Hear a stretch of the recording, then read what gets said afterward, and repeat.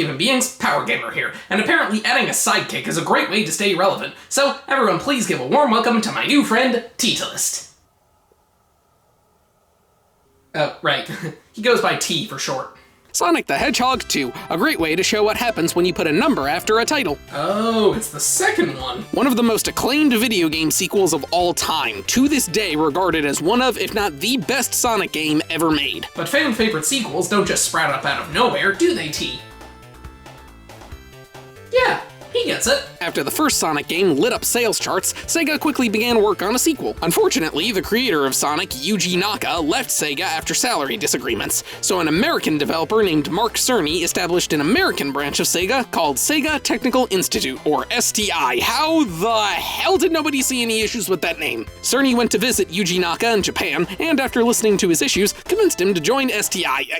I'm sorry, I can't believe nobody noticed that. The team was much larger than that of the first game and consisted of both Japanese and American developers. The development process was also very different since the Japanese developers were used to going all in, working day and night, which thankfully was not the case here. There were some issues with development though, mainly since the American developers didn't speak Japanese. A lot of content was cut too, including multiple levels that they sadly didn't have time to flesh out. Regardless, the game was released on November 21st, 1992 on a date dubbed by Sega as Sonic Tuesday since it was on a Tuesday. The game was a huge success upon release. It didn't quite meet the sales of the first game, but it still sold over 7.5 million copies. The praise, however, was much higher than that of the first game, with many people considering it a total improvement, and that praise continues to this day. As I said in my Sonic 1 review, this was the first Sonic game I ever played. Although I didn't play the original version, I played the version released on mobile devices, which was surprisingly really good. When I finally did get a Genesis, this was one of the first games I got for it, along with Sonic 1. I really enjoyed this game, so I'm excited to play it again. There's no point in blabbering on, so let's give it a go.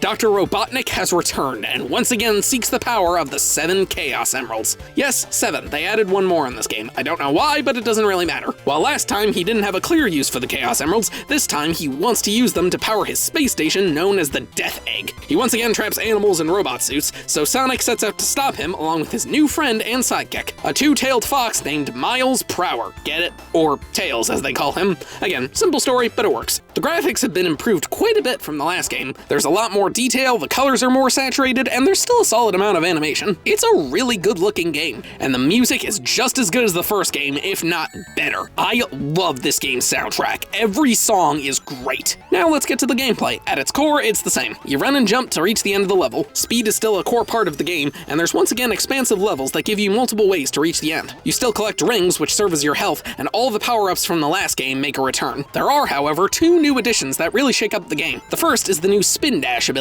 By holding both down and the jump button, Sonic can immediately roll into a ball to build up speed. When you let go, he takes off, and you get more speed the longer you hold it. This is a really great addition. This way you can build up speed without having to run back, and it makes running around loops a lot easier. It also helps keep the pace of the game up, since you can take off at any time. The game is a lot faster paced than the first one, and not just because of the Spin Dash. The level design is a lot more open, and doesn't have as many moments where you're just standing around waiting. There are a few moments like that, but it's nowhere near as many as the first game. The game being much faster not only makes it more interesting, it also makes it a lot more fun. The second big addition to this game, though, is of course, Tails. He'll follow you around, and if you have a second player, they can control him while you control Sonic. This is pretty cool, since most platformers at the time didn't have simultaneous multiplayer. They mostly had you take turns. But here, you can play the entire game solo or with a friend. Though, honestly, Tails doesn't really do much. Sonic is the one who does most of the work. The camera always follows Sonic, and if he gets too far ahead, Tails just comes flying back in. But Tails can be pretty useful, since he can grab extra rings, and he can't die, so he can fight the bosses while Sonic just stands off to the side. If you don't have a second player, you can play as Sonic with Tails following you, Sonic alone, or Tails alone. It doesn't really matter though, since they play exactly the same. Unfortunately, there isn't a simple character select on the main menu. You have to go into the options to change it. It's not the worst, but that's kinda lame. Levels are still divided into zones, but they have 2 acts now instead of 3. That might seem like a bad thing, but I like it since it allows for more variety, and this way the zones don't overstay their welcome. Even with fewer acts, there's even more levels in this game than the last one. Instead of 6 zones, there's 11, and a total of 23 stages as opposed to the last game's 19. First up is Emerald Hill Zone, which is pretty much just this game's Green Hill Zone. Nothing special, but pretty fun. Next is Chemical Plant Zone. I love the theme for this level, and the music is awesome. It has all these tubes that shoot you around, and a lot of platforms to gather speed. Not a big fan of the second act though, since it has all this purple water, and you know what that means.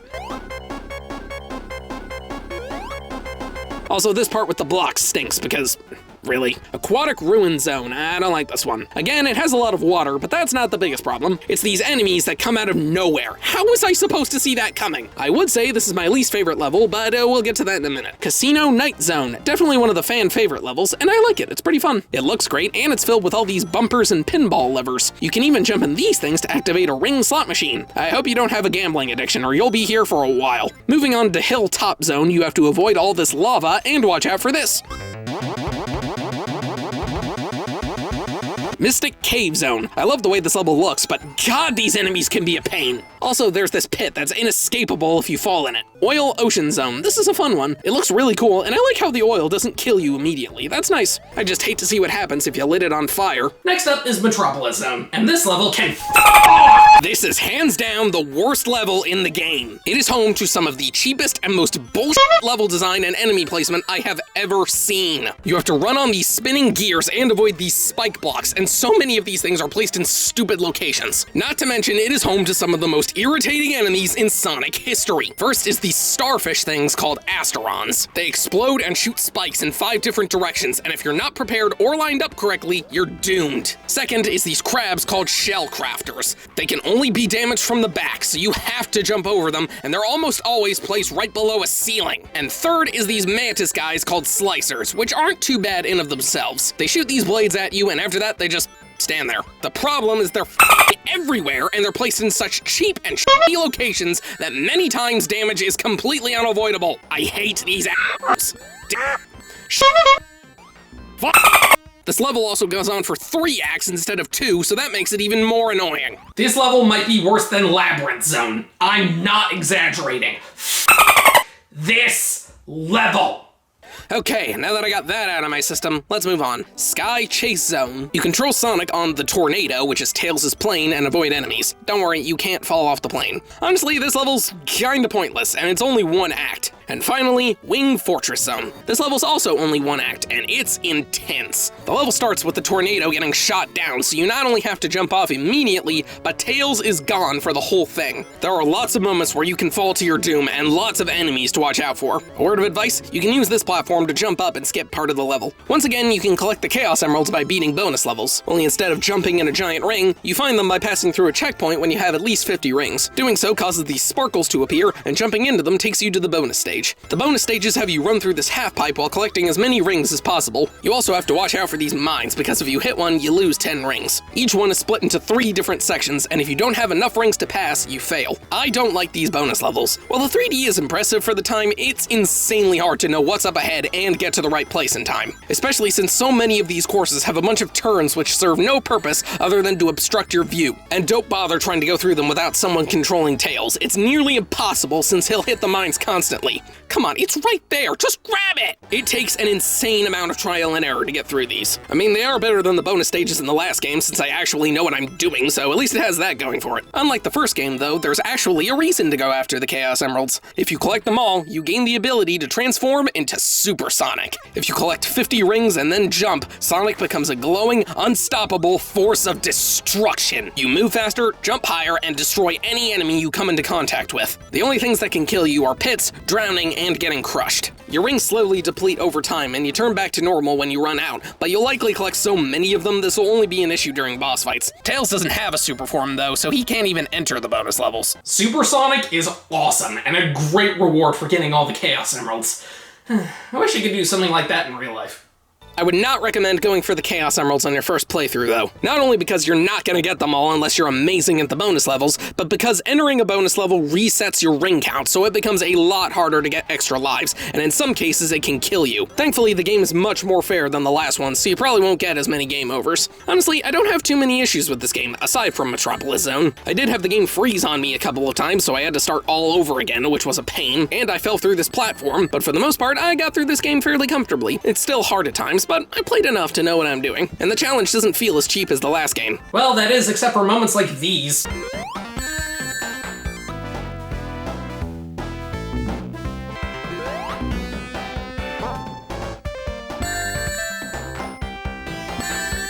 There's also a versus mode where you and another person race each other to the end of a level. You can only play 4 zones, so it's not that in-depth, but it's a decent distraction if you're curious. The end of a zone once again has a fight with Robotnik, and they aren't too hard. Emerald Hill Zone, you just jump on him while avoiding his drill. Chemical Plant Zone, you jump on him and watch out for his goo, and you also have to be careful you don't fall into the pits on the side since they kill you instantly, even after you win. Aquatic Ruin Zone, you use these spears that shoot out to jump on the pillars while avoiding his hammer. Casino Night Zone, you have to spin to the side or use the levers to boost yourself up and then hit him while avoiding these mini spike balls. Hilltop Zone, just jump on him and avoid the lava. Mystic Cave Zone, avoid his drills and the spikes that fall from the ceiling. Oil Ocean Zone, jump on him when he pops up, and when he goes down, you have to avoid a laser gun and a spike. You can actually cheese it by jumping in the oil and mashing the jump button to stay alive. Metropolis Zone, you have to hit him and avoid these orbs that turn into clones of him that you have to destroy. Sky Chase Zone doesn't have a boss fight, and Wing Fortress Zone, you have to avoid this laser and the spikes on the bottom of these platforms which you use to hit the spot before the laser goes off. After you take that out, Sonic hops on a rocket which flies into Death Egg Zone, the final area.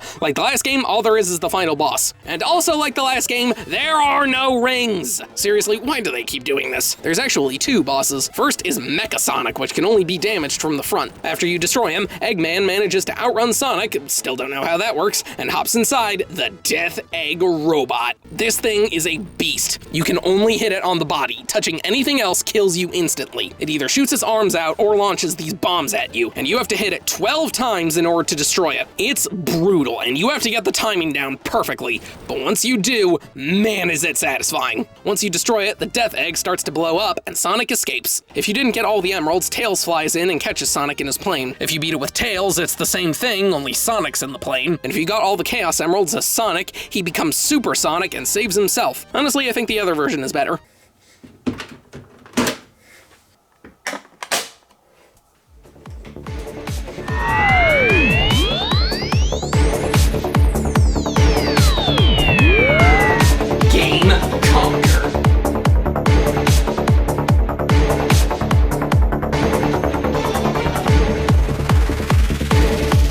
Hedgehog 2 is a really good game. It's not perfect, there are some moments that can make you want to rip your hair out, but overall, it's a fun time. If you're looking to get into the Sonic series, I think this is a solid place to start, and you have a lot of options of playing it. Like Sonic 1, the game has been remastered many times. It's on tons of collections, and there's a fair number of ports, too. I'd honestly say the mobile version might be the best. It gives you more characters to play as, you can save your progress, and it even has Hidden Palace Zone, a level cut from the original game. This is a great way to play the game. I just really wish it was on consoles. Even with its rough spots, I really enjoy Sonic 2. I had a lot of fun, and it proves that adding a sidekick can go a long way. Isn't that right, T? Huh. Well, good thing I was prepared for this. Everyone, please give a warm welcome to my new sidekick, my pet rock, Jerry. Rats.